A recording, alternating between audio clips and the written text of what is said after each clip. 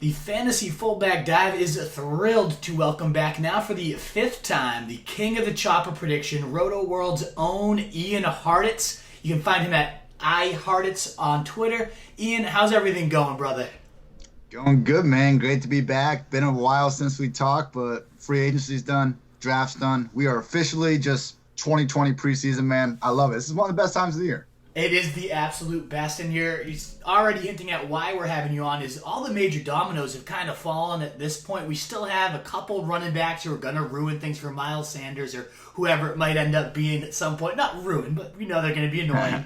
But still, for the most part, the offseason has wrapped up, and we always talk about it here at Roto Street Journal that it's a stock market, and the values are always up and down. And finally, we have this span of time, right, where it's kind of settled for once, and we can really dig in. And I feel like, Rotoworld and you are just kind of the best type of people to have on, because I'll say it right now, nobody covers the game quite like Rotoworld. Those blurbs, for news it's addicting. I've literally been addicted since my freshman year of high school, playing fantasy football for the first time ever. I have to check it every hour, whether it's, the heart of February or the heart of training camp. I can't stop it. So you guys are the best. You really capture that kind of stock market feel of ups and downs. And obviously so much more than just the news there. You guys crush the draft guides. Your feature article is amazing. We're going to hear about more what our viewers can find from you and everybody else at Rotoworld.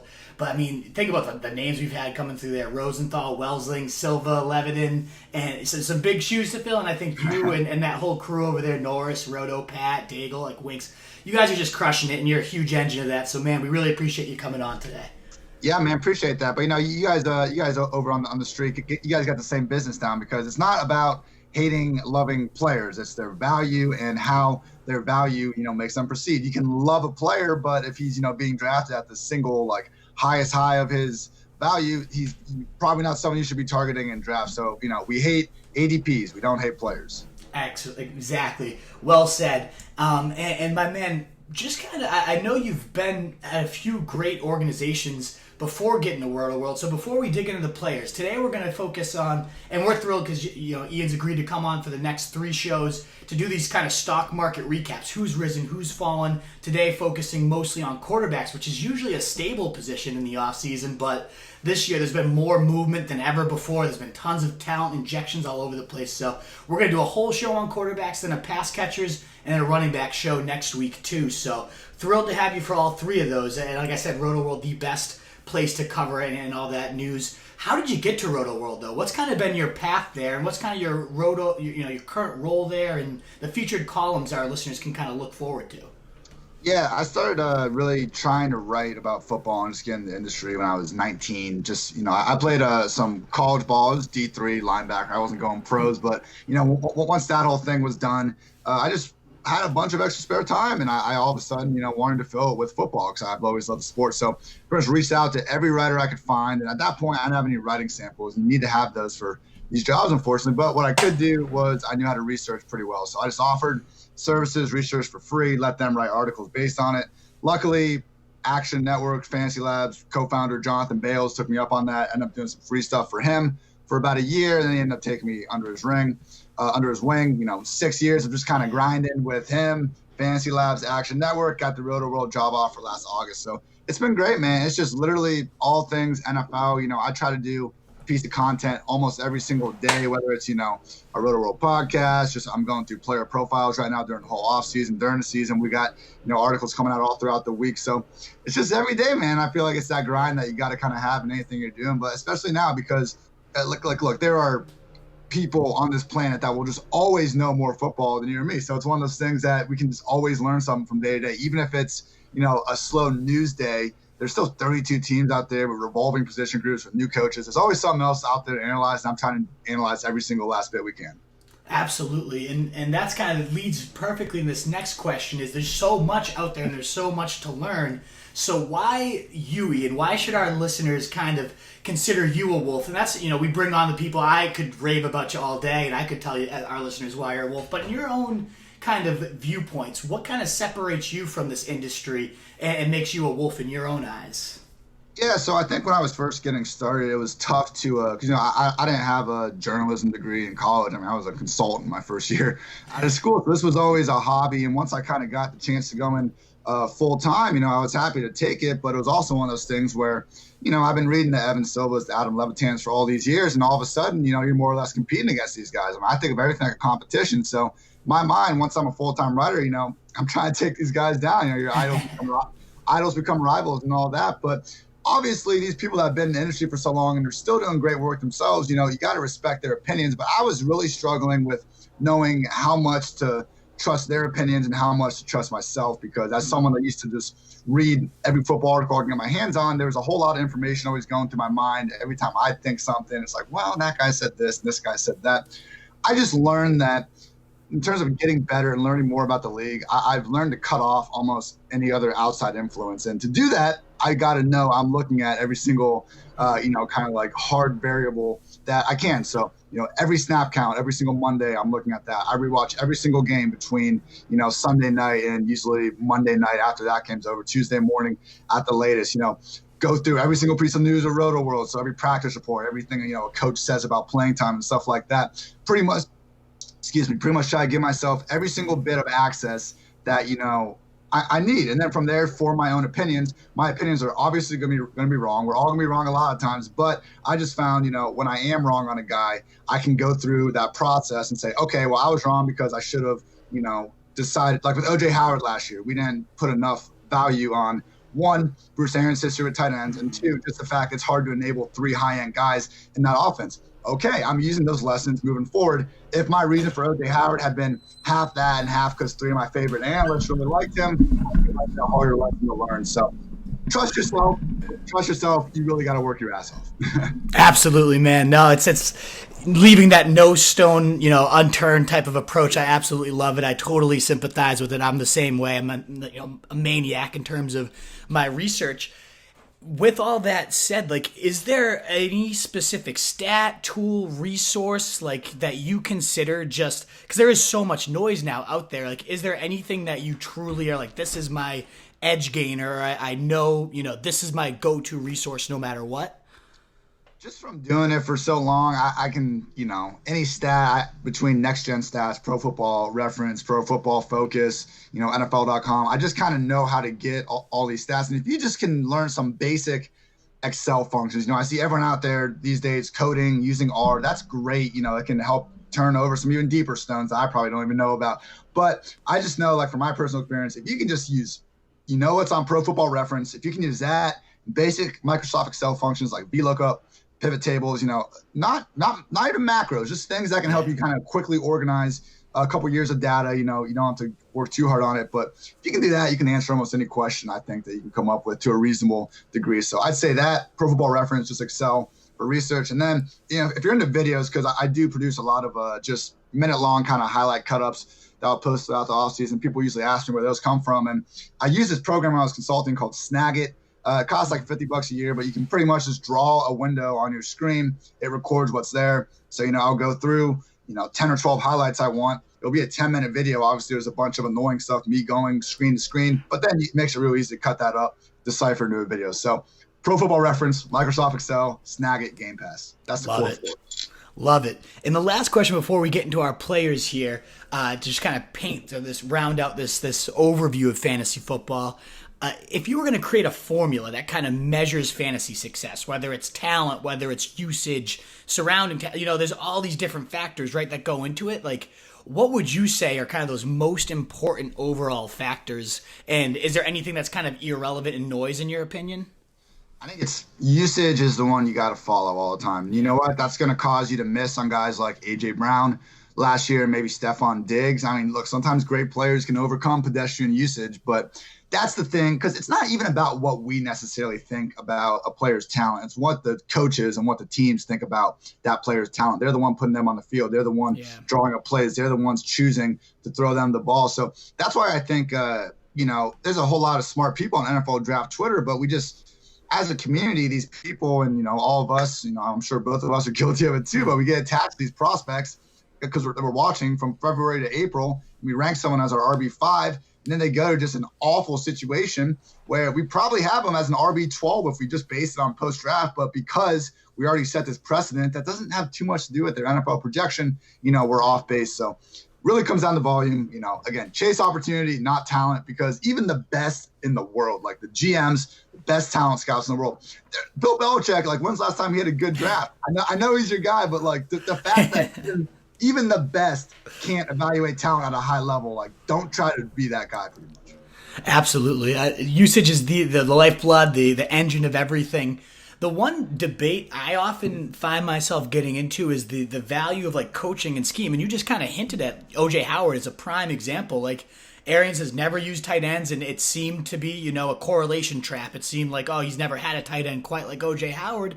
But potentially that is schematic. I feel like it's a kind of polarizing area where some people like coaching scheme doesn't matter, don't pay any attention to it. I personally disagree. Do you put any stock into coaching scheme yourself? It's just a question I like to ask all the people I have on here.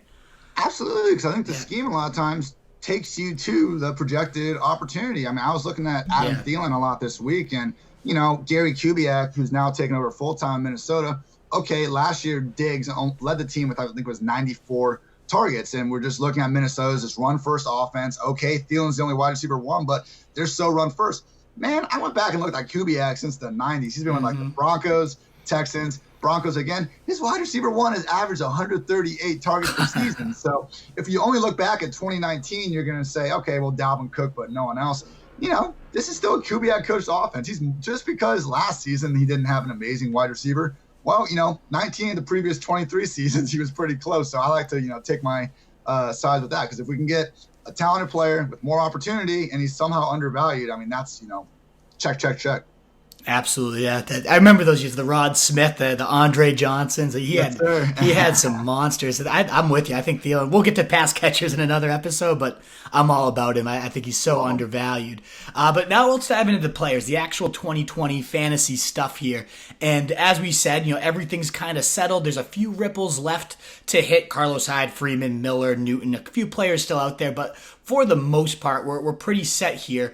And so let's dive into the quarterbacks. Who's risen, who's fallen, all that good stuff. So before we get into the specific names, because there has been so much, and again, that's why we had to break it into 3 shows here.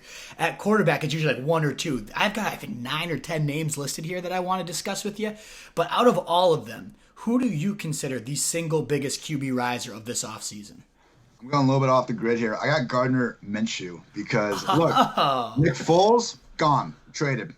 We got votes of confidence from the front office. Well, you know what? Tyrod Taylor got votes of confidence from the front office this offseason too. They drafted Herbert with the 6th overall pick. Jacksonville didn't draft a quarterback until the 6th round. I understand that's where Minshew went last year, but he is their guy. He's getting every chance to succeed this year, in a year that I think they're pretty much trying to tank by still playing hard. I mean, that's the way you do it. You can't just line up and ask your players to lose football games and expect to, be a professional franchise. So They're trying to tank. With that said, defense sucks. We have some weapons. I mean, DJ Chark looked a lot like the next great wide receiver, coming out of the AFC South. I think D.D. Westbrook can do some things. We drafted Laviska Shenault, who a lot of people are high on. We got Chris Thompson there now. So ideally, Leonard Fournette, the second least efficient, high-volume receiver in the league, isn't going to be eating all these checkdowns. I mean, look, Minshew was the QB 12 in weeks 1 through 9 last year before Foles, took his job back. Now, if you want to go points per game because it's bye-week series, the QB 15, that's fine. He's going like in best ball drafts is like the QB 25 or later. I mean, there's not a Kyler Murray or a Lamar Jackson that just sticks out like a sore thumb this year in terms of just double-digit round QBs you can grab. But if there's anyone out there that can give you that upside for just free, it's Gardner Minshew right now. And don't look now, but his rushing floor, it's not going to be Lamar. It's not going to be Kyler. But last year, the only starters with more rushing yards per game than Gardner were Lamar, Kyler, Josh Allen, Deshaun Watson. So underrated floor with a ceiling that I think is okay enough because he's good and also just a bad defense. Again, if the guy's not costing you anything, every single thing has gone Minshew's favor so far this offseason. Absolutely, and they bring in Jay Gruden too. I mean, Andy Dalton was the QB3 because this offense is so pass happy. We've seen Kirk Cousins rifle close to 5,000 yards in this offense, QB5, QB6, QB8 over his years with Gruden. So I mean, the system's there. You said the rushing upside, the Konami code gets some weapons injections. I did not even have him on my list, but man, that's an intriguing one to chuck out there. I love that one.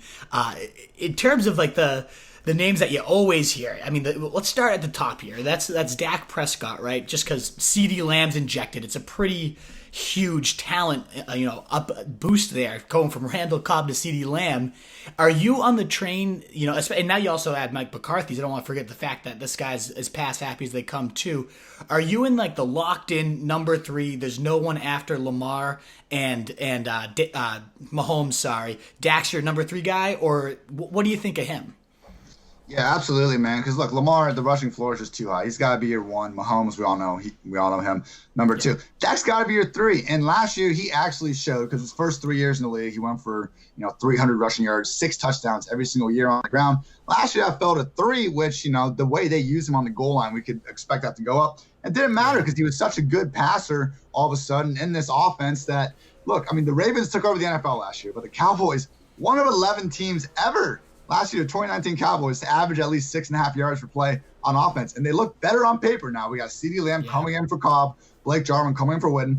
Losing Travis Frederick sucks. I mean, there's no way around that. With that said, they got Joe Looney in there, who started 16 games for them in 2018. Their third-round pick last year, they have him primed to be a center. Like, they've at least dressed this hole.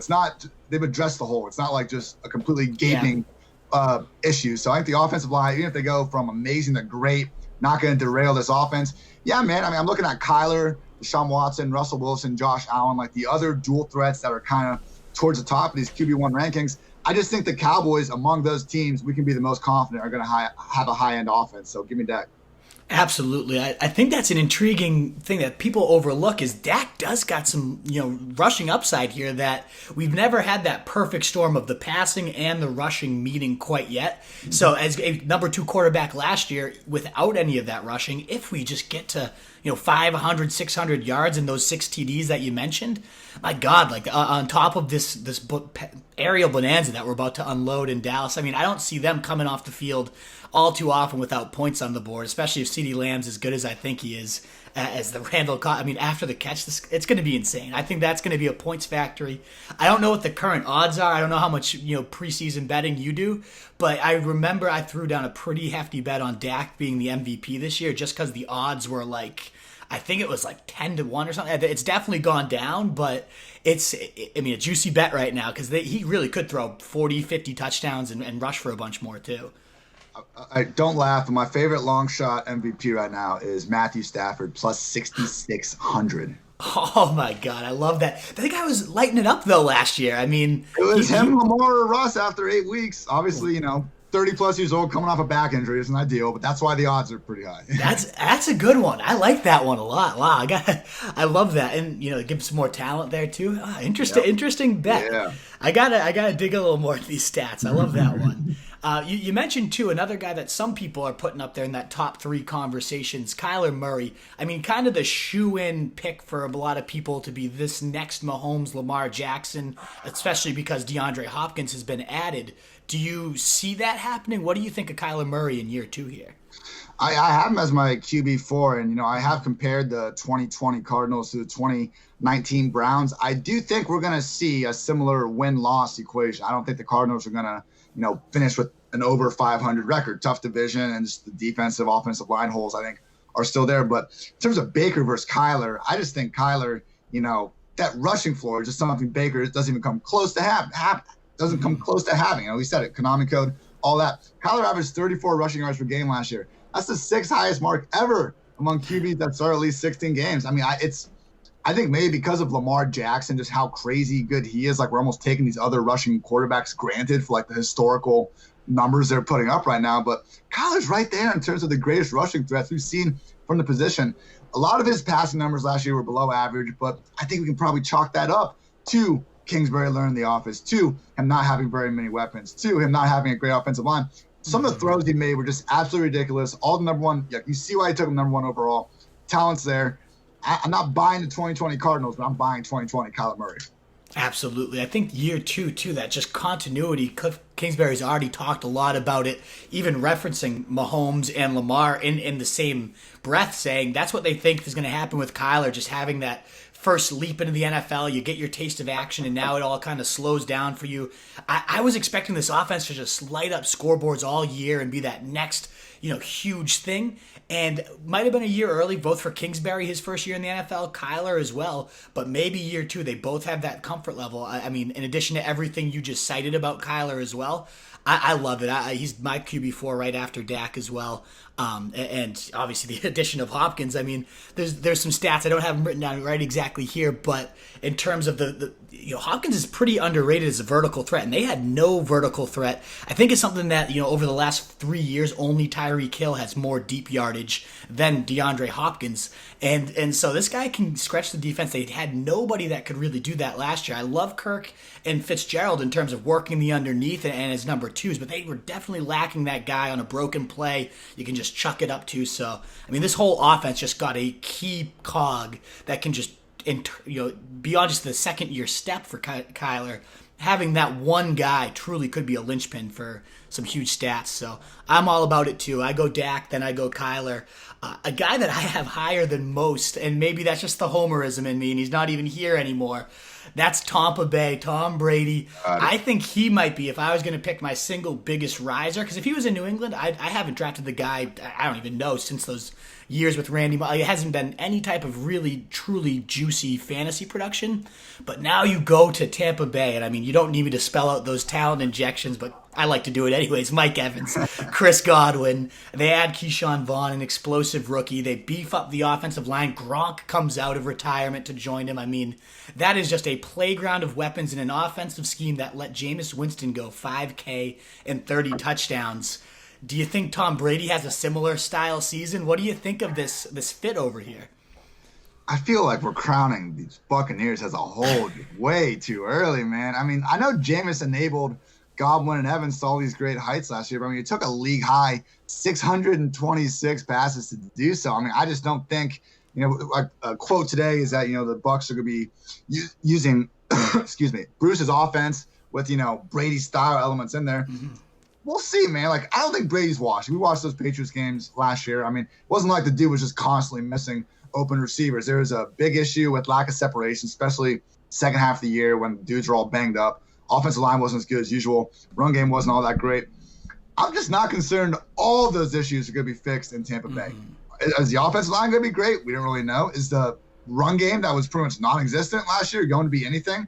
We don't really know. There's not much competition for Vaughn, and we're talking up Ron Jones for some reason. Like, we all hated this guy for years, and now we're expecting him to come back after he couldn't beat out Peyton Barber. So, look, Godwin, Evans, I don't even think Gronk's washed, but we just have a whole lot of questions here. And currently, like, both Godwin and Evans are going to be fantasy wide receiver ones in everyone's, preseason rankings. I don't think both of them are going to finish as wide receiver ones. I think that's asking a lot. Last year was special, but it's just they're both going at the highest range of the outcomes right now. Brady was the QB 14 and QB 12 last two seasons. That's not bad. If he was going in that range again, I might be down to take a chance on him. But he's going like top 8, top 9 already. So there's no rushing floor. I don't even complain about people that want to rank him top 10 because I see it. But with Brady and Brees, I just feel like they're already kind of being valued near their peak. And, come on, let's not bet on the 40-something-year-old quarterback that cannot run at this point in their career. Go down, give me Baker, give me Stafford, give me Daniel Jones. I just think there's a lot of late-round options where I'm pretty much drawing a line, I think, after Josh Allen at that, like, QB7 range. And, again, I don't blame people for having Brady and Brees, like, 8 or 9, but I'm just going to be drafting later. It's all fair points. I'm such a believer. Obviously, I'm so biased because I've seen Tom do it. I just think he had no one to throw to. I think he can still uncork it. He was 10th in the deep passer rating by Pro Football Focus last year. So he's still, when he was able to get his receivers downfield, he was still hitting them at a pretty decent clip. I just love this offense. It's so pass happy. I get that it took Jameis that many attempts, but you kind of suggested the running game struggles. Who says Brady doesn't chuck it 600 times? I know he's 40 and not as young in spring, but Arians' offense, other than 1 year over these last 15, has been top 3 in air yards. I just think with these weapons, there is that. I get what you're saying. We know him. He's 40. He's had no rushing floor. But what if he just pulls that magical 50 touchdown season out of his ass we saw? It's not impossible. I don't think it happens, obviously. You just said 50? I mean, that's what he did. That's what he did with Randy Moss and Welker. I know he's not going to hit 50, but 15 years ago. Yeah, it's true. But I mean, if he threw 4,840 or so by the end of the year, I wouldn't be shocked because of this scheme. I mean, Carson Palmer put up similar stats in this offense. Not obviously quite as old as Brady, but this is the GOAT and a great scheme with probably the best weapons cabinet aerial-wise in the league. So I'm probably just being a Brady lover because he's just my guy. But to me, he goes from a guy I wouldn't have even thought about drafting to now inside that tier of those guys you mentioned, the Josh Allens, the upside guys. And totally understand if you want a Konami code instead of Brady, but I don't know. I might saddle my guy up one last time this year. We'll see. We're talking about the Konami code, though. Josh Allen himself, he's the next guy I have on this list. And again, we're going through all the guys I consider big risers this offseason, that stock market feel. I mean, how can you not be an upgrade when you get a guy like Stephon Diggs to the Konami code you already had? What do you think of Josh Allen and this addition, what it does to him? Diggs was so freaking good last year. His total numbers weren't insane because, again, he only had 94 targets, but literally became one of 8 wide receivers since 2010 to average over 12 yards per target, with a minimum of 50 targets. So just absolutely bonkers per target production from Diggs. But now he enters this offense where Josh Allen is a worse throwing QB than Kirk Cousins in every single way imaginable. And I say this as a huge Josh Allen fan. I love watching that guy play football. He's lateraling on midfield with under 2 minutes to go in a playoff game, throwing double covered shot plays 40 yards downfield to his fullback. Anything can happen when Josh Allen is on the field. But this guy was one of the league's 5 worst deep ball quarterbacks last year, but he threw deep balls the 6th highest rate. I mean, it's like Russell Westbrook just refusing to stop shooting threes, even though he can't make any of them to save his life. It's fun to watch. I think it helps in a way, open things up for the teammates and open things up for the run game when you got Josh Allen. You don't know what's going to happen. He might chuck the ball 80 yards downfield. He might try to take off up the middle, but I don't think it's going to elevate any of these wide receivers. And that's Diggs, I think, if you want to rank him in the low 20s, I think you're being a little bit optimistic. I think that's probably about his ceiling. But with Josh Allen, great, because he improved across the board, from very bad to just pretty bad after they gave him John Brown, Cole Beasley. I don't think he's going to go to great next year, but adding someone like Diggs could take him from pretty bad to average as a passer. And this is all just, as a passer, because as a rusher, we already know he's there. Only guys with more rushing touchdowns since he entered the league are just high-volume running backs. Gurley, Henry, Jones, McCaffrey, Kamara, Zeke, and Melvin Gordon. That's it. 17 scores on the ground over 2 seasons. He is truly a vulture on the goal line, unlike anyone else we ever see. We talk about goal line backs. Josh Allen is the Bills' goal line back. That's why he's so valuable. And, yeah, I mean, I got – top 6 guys. Russell, Josh Allen is my number 7 QB. And again, after that is when I'm taking a break on, looking anywhere near earlier mid-round quarterbacks. I think that's a great point, too, is there is definitely that tier drop-off that if you don't get an Allen inside that tier, why even bother? Because some of these guys we're going to talk about have been upgraded this offseason. There's still some huge upside late, so you either get that really big, potential season-changing upside, which Allen does have, as you said, if he does improve as a passer because of this addition of Diggs. I mean, I love what this 11 personnel sets are going to look like when you got Beasley in the slot, you got Diggs, and you can move them all over the place anyways, but Diggs and John Brown on the other side, that John Brown's getting secondary coverage. This could be an insane offense if Allen does take that step. You just think of those guys that you're like, holy shit, this is just a next level. It could happen, and Diggs led the league in deep yardage last year. As you mentioned, Cousins definitely a better, more accurate passer, but, I mean, Diggs himself is just such a great separator and great ball tracker that Allen has to improve. So I'm fully with you. I don't love the move for Diggs' value himself, but for Josh Allen, this now raises that ceiling to potentially elite league winning type of levels. So I love the move for him personally. I think this offense could light up scoreboards if they do it the right way.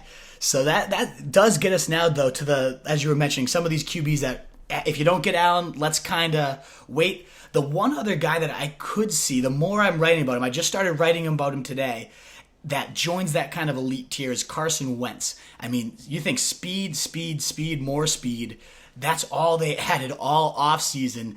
They had nothing last year, and now he gets this completely revamped wide receiver core after still finishing as the QB9 last year with pretty much garbage at the position.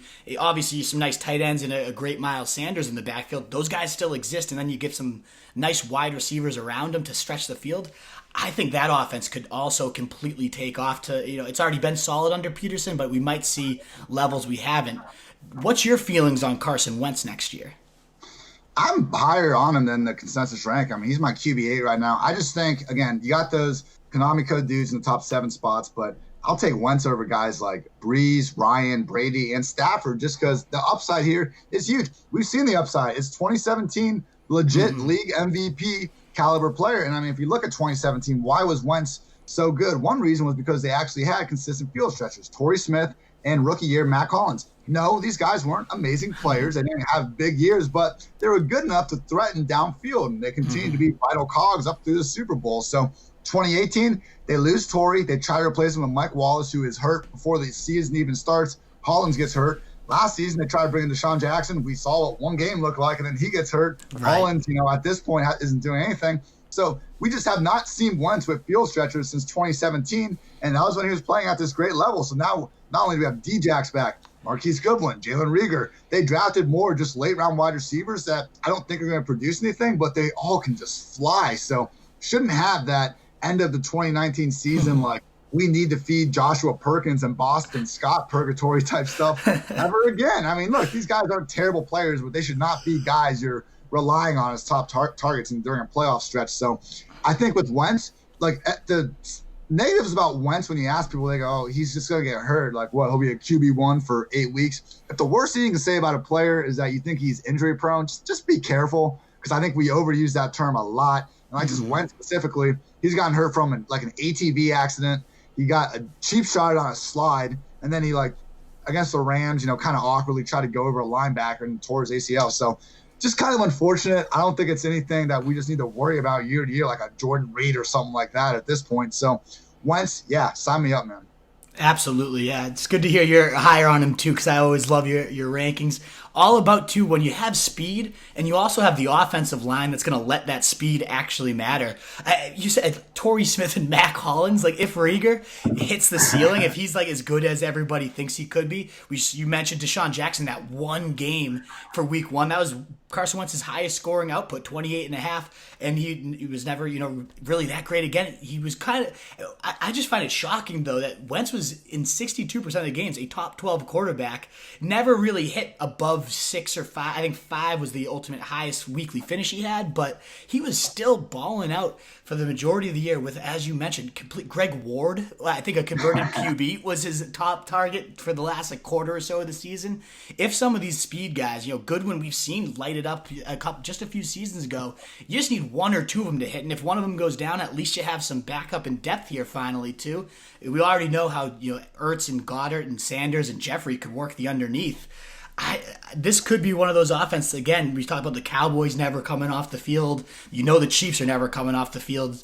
I think Wentz is that talented that this could end up being one of those offenses that's just points after points after points. 2017 QB2 in points per game. If it's going to happen, it could definitely. This is the lineup. This is the setting for it. I love it. For sure. After him, that's where it's kind of, to me, Wentz is my cutoff. I kind of keep him with that Josh Allen group. And then it's just, taking flyers on QB2s. But there are a bunch of them that have risen a ton this offseason, and maybe none more so than Drew Locke. I don't know if you like this guy, but certainly has some serious weaponry to work with now. What are your thoughts on Drew Locke in year 2? I want Drew Locke to be good, maybe more than any quarterback in the league. It would be so much fun. I love the Jeezy rapping, all that. Everything about Drew Locke's great. His style of play, I get the longest time between getting the snap and getting sacked per Pro Football Focus up there with, Lamar and Kyler. Like he's not a runner like them, but he's athletic and he can really create off script. I mean, 1 minute highlights of him, a lot of fun. Now, you look at that 4-1 stretch he had at the end of the season, tore up Houston. Who doesn't? Everything else was kind of iffy. I don't think we're going to see like a really big fantasy relevant year this year from Drew Lock. I have him kind of outside the top 20. I'm not going to prioritize him in drafts or anything like that. But the Broncos as a team, I'm really excited about because not only did they add all those talented guys on offense, but this is a defense that after the first month and they kind of had to learn Vic Fangio's scheme. After that, they were a top 10 unit pretty much the rest of the season. Getting back Bryce Callahan, who didn't play a snap and was Fangio's old slot corner in Chicago. Bradley Chubb, who had 12 sacks as a rookie, and I mean, doesn't have to face double teams with Von Miller on the other side. So just a completely overwhelmingly dangerous defense. I don't think Drew Lock needs to be more than okay for the Broncos to make some noise in the wild card race this year. Now, I just don't think he has showed enough and probably what's going to be more of a run-first offense to get much fantasy love, though. The one thing that could potentially help that is Pat Shermer coming in has been pretty historically pass-happy. I forget the exact outputs, but I know Daniel Jones was like one of only, might have been the only other guy was Lamar Jackson to have like 3 30-point games or something of that nature because the scheme can be so pass-happy. And in that division, I see a lot of track meets shaping up. Obviously, you got the Chiefs. If Tyrod or potentially Justin Herbert's the real deal with the Chargers, this could be a weekly shootout. But that defense, as you mentioned, could be enough to make this more of a ground and pound offense too. So that is some interesting potential anchor to his value. But I don't know. I think it's like what you're saying, and that's kind of ultimately what we fall in that trap of. I want to root for him so bad that like I like to draft him just to have that excitement of like when he scores I'm just that much happier. You know what I mean? Like it's so hard to separate that sometimes in fantasy, and you gotta. So he's one of the biggest risers. He's not my favorite QB2 though of the offseason. I actually love Teddy Bridgewater, and he's so bland and boring at first look. But ultimately, I love the new scheme he's going to be in. I love the fact that he has experience in it already, given Joe Brady was the man that was supposed to raise him. I love that Joe Brady's offense just lit up scoreboards at the college level. Do you think Teddy Bridgewater has any type of ceiling, or are you just like, bland, like not going to worry about him? No, I like it. I would say after, kind of like that QB 16, 17 range, I think Bridgewater and Minshew are the two guys you want to take a dart throw on because – look, he is a absolutely massive upgrade over Kyle Allen in any metric. I mean, cannot state enough just how much of a bottom 5 quarterback Kyle Allen was last year. The big knock on Teddy Bridgewater is he checks down a lot. I mean, so does Drew Brees. That was just the Saints offense. And it's not a lot of teams check down. Brees has never been a top 16 deep ball passer his entire career. Jimmy Garoppolo was the most risk-averse quarterback last year. He still had big games. I mean, just because you don't throw downfield all the time doesn't really always matter for fantasy. And now he's in a scheme where he doesn't even need to be that guy because he got McCaffrey, Curtis Samuel, DJ Moore, freaking Robbie Anderson. He can. I know he's more of a vertical field stretcher, but that's fine because now you got plenty of room for these guys underneath. Ian Thomas is really talented too. So low-key, super talented skill position players. Don't love the offensive line, but I think some of the things we're hearing with Joe Brady in the scheme might be able to be fun enough and quick hitting enough to get around it. The defense is awful. Kudos to them for using every single draft pick to try to fix it, but I'm not expecting a bunch of rookies to come in here and, do anything more than take this.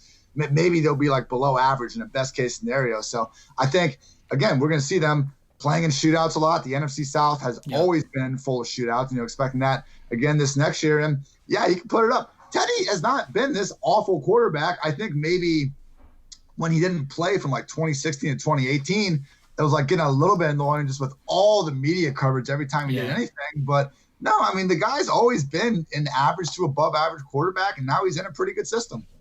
I love him too. Yeah, the yards after the catch monsters you just highlighted, obviously McCaffrey, obviously DJ Moore, we all have seen that, but the one that I can't wait to see unlocked, and I know you're a huge fan, Curtis Samuel. I mean, he's been so misused, and that's why I love that Robbie Anderson is here because they do need that lid lifter, and I think obviously he can stretch the field. He has the speed to, but he is so much deadlier when you can get it to him in space. And that's what this whole offense, speed in space is exactly what Joe Brady said is his goal. There's very few that are as good in space with that type of speed as Curtis Samuel. I don't think we've seen it yet, and I think this could be the year that he finally unlocks it with that type of weaponry. I really like that in the shootout style games that you're projecting too. So to me, if there's going to be a late round guy that just explodes out of nowhere, it's going to be Bridgewater for me. I think that's the one that, I am making sure is my QB team in every team. Last year, I wish it was Lamar. It wasn't. The year before, it was Mahomes, so that was good. So I'm 1 for 2 so far, and I'm hoping to go 2 for 3. I think Bridgewater is going to be that guy. The one other guy I'm seeing get a lot of love is Baker Mayfield, mostly because of that offensive line. It's pretty obvious that's the huge way he's gained this year. I'm a little nervous of the offensive scheme coming in being a little too run heavy to just not create that type of ceiling I truly want out of my quarterback, but he still is a no-brainer riser. What's your opinions on Baker Mayfield this year? I'm kind of the thought that the Stefanski scheme was more Zimmer, Kubiak directed than himself. I mean, just to be that run heavy, I wouldn't quite expect that. Again, because the strength of this team should be them passing. I mean, having Beckham, Jarvis, Hunt, Chubb, Hooper. I mean, they leaned on those 2 RB sets last year. I know now we got to see what Stefanski does, but they got the guys to do 2 RB sets. They got the guys to do 2 tight end sets and throw Njoku in there. I mean, they didn't even add a number 3 receiver other than re-signing Rashad Higgins. They drafted Donovan Peoples-Jones in the 6th round. So I think that indicates they're going to really play their strengths and do more, just only 2 wide receiver sets and use the rest of their players. And it's good because, hey, they finally fixed their offensive line. That was the one issue going to last year that we just knew was a bright red flag. And, Baker, I think we use too much hindsight. Like we act like we just knew Baker wasn't going to be all that last season because of the way it turned out.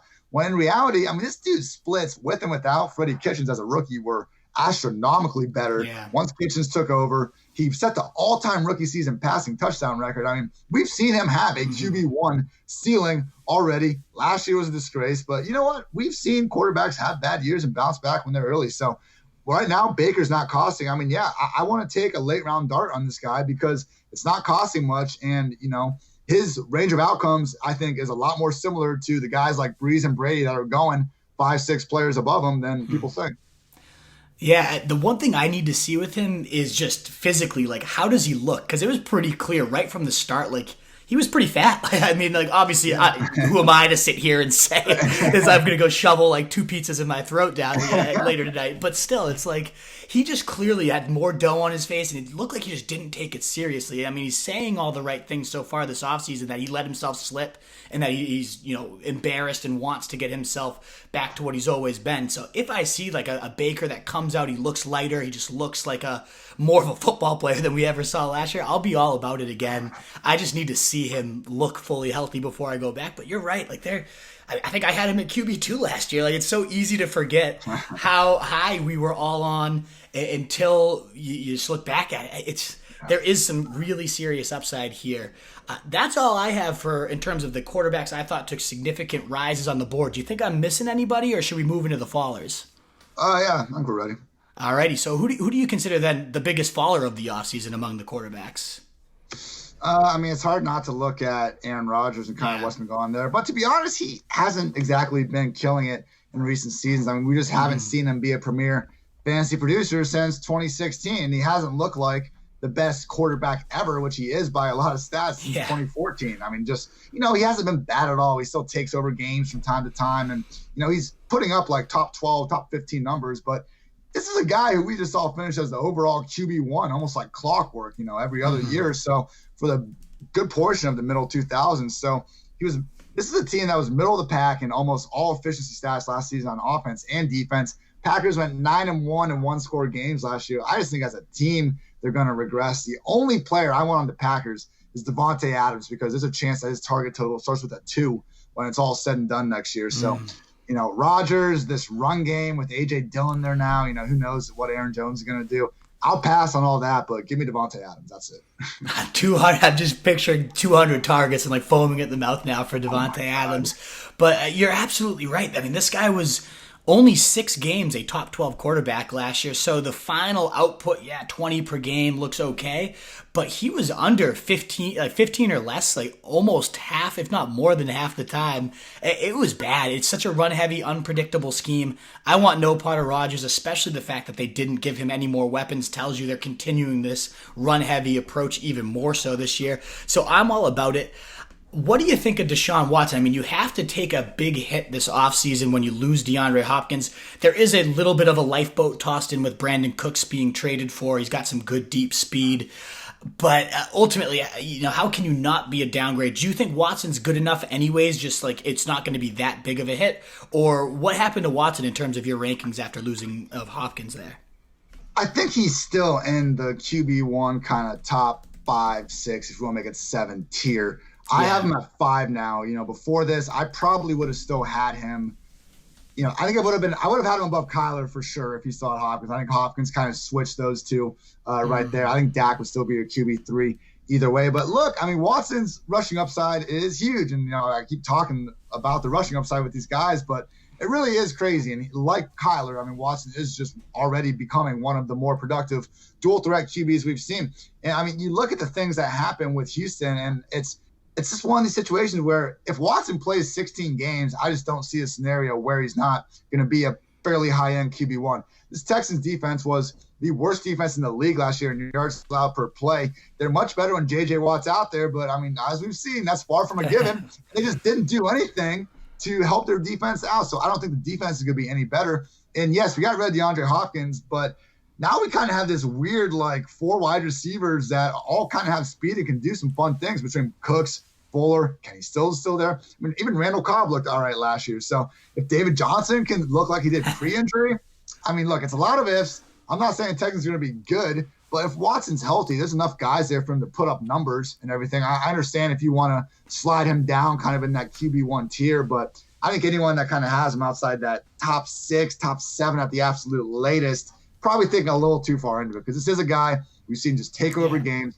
I know his splits fell off with Will Fuller, and that's concerning, but I do think that's more of the field stretching principle. I mean, I don't disagree with what you said about how Hopkins, he can stretch the field, but like last year, his average target depth was so much lower than usual. Yeah. I think they were pigeonholing him as an underneath guy. So I'm cautiously optimistic Watson's still going to be just fine from a fantasy perspective. You emphasized all that speed they have, and you look at Pro Football Focus's deep passing. I mean, Watson slings maybe one of the best deep balls in the league. First in adjusted deep ball completion percentage at 54.1%, which is an insane completion percentage. 5th in deep yardage, and 2nd in deep TDs with 11 of them.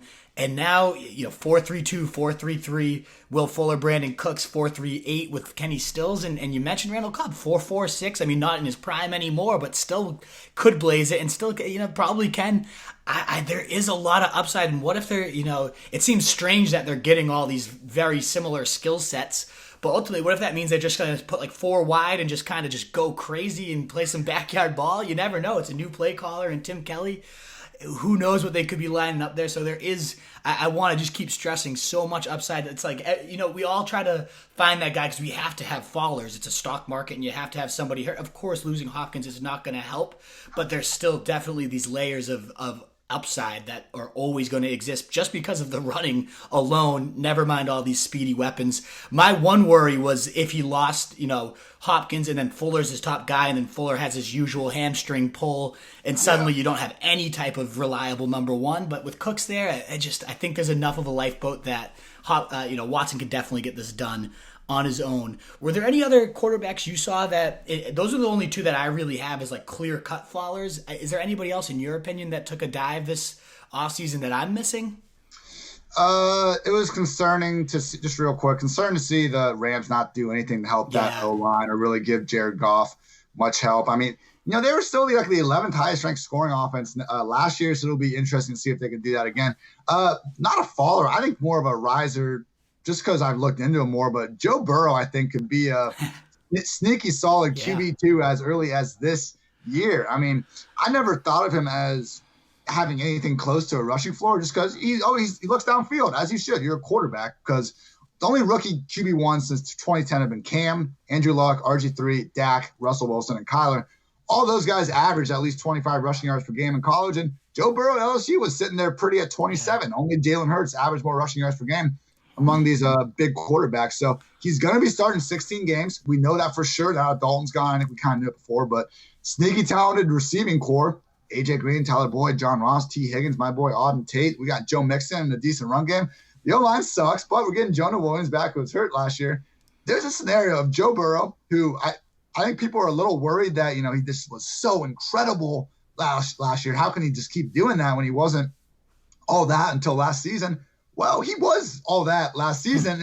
If he somehow plays like the guy just put together the single best collegiate season we've ever seen from the quarterback position, if he plays even like 90% of that guy, he can ball out next year, and he's still going, outside the top kind of 16, 17 QBs. So he's another guy late, put him up there with, he's a little more expensive than Gardner and Teddy, but I think among these late round guys, I mean, there's just more of a ceiling with Burrow than, Roethlisberger or Cousins or one of these dudes. Absolutely. The fact that he played and exploded, as you just said, the best college season we've ever seen within Joe Brady's offense, that is very much a pro-style offense. When we finally got to see him in that system, now he's obviously coming into a pro offense. That's a huge tell for me that I love this guy. I think he's absolutely going to translate. And if it's as immediate as you project, I mean, it could. The weapons are very solid there. I hope, and I do think Taylor, that their head coach, is much better than we got to see last year. He just didn't have all that much to work with when, Tyler Boyd's your top weapon and Andy Dalton's your quarterback. There just wasn't a whole ton, but then especially when you get Jonah Williams back, their first rounder from last year, the line gets a nice little injection there. I think Burrow, I'm with you. There is some serious upside. Now, I mean, we've said that about like 12 to 15 guys now, so that just goes to show the position. Like, it's not like we're just being hype guys. It's such a deep position. So I'm fully with you. I'm still all aboard the wait on QB. I mean, yeah, you get that huge edge if you get a Mahomes or you get a Lamar, but the opportunity cost of the running backs that are there, the receivers that are there, to me, you gotta, I like that sweet spot you've talked about, those like 6 through 7 or 8 guys that could reach those ceilings. But even then, I don't know. I'm probably just going to be waiting on the position. Do you have like a overall strategy? Obviously, you don't lock anything in. You just see how a draft unfolds. But like, how do you see yourself kind of attacking this position this year? Just going through best ball drafts so far, it's been one of these things where I've more often than not just been waiting because I'm scooping up. I want high volume running backs early this year because it looks really, really bleak after the 4th or 5th round if you haven't found a way to get a couple of those guys. So between that and just so many good wide receivers and tight ends, I'm usually going more late round QB than ever this year. And again, it's a little bit annoying that we don't have the Lamar or the Kyler, just the Lamar or the Mahomes, who were each going outside the top 10 QBs before these last 2 incredible seasons. But there's enough guys that we've talked about, just all these dudes with upsides, that, I don't mind throwing 2 darts out there later and hoping one of them can give me QB1 value. So. Absolutely. I'm attacking it the same way. So, Ian, this was a blast, as it always is, talking ball with you. I'm thrilled that you're willing to come on again next week and break down some backfields and some pass catchers as well. They'll be on the receiving end of a lot of these quarterbacks we just talked about. Do you mind just reminding our listeners real quick where they can find you and what type of work they can find from you? Yeah, man, catch me on Twitter at iHartitz, IHARTITZ. Have articles going up pretty much every day during this offseason Rotoworld football podcast as well. Thanks for having me on, dude. This was fun. Yeah, we'll be talking RBs next week. Absolutely. Thanks again, Ian, and thank you, listeners. Enjoy the rest of your day, big guy.